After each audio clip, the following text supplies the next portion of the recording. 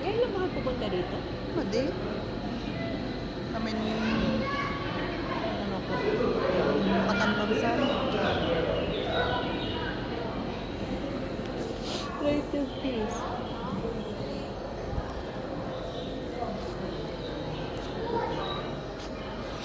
Yan ang may na tayo. Visit ka talaga.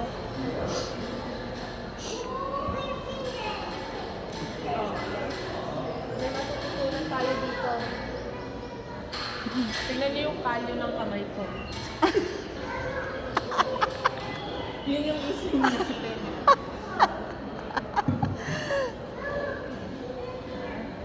Lang sa manicure.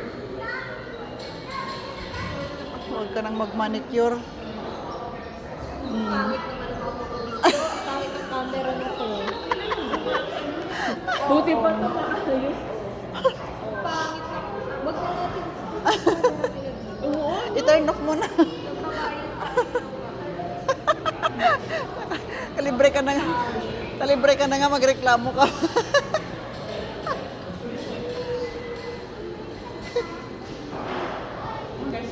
Ano yan, mga kung nito ah.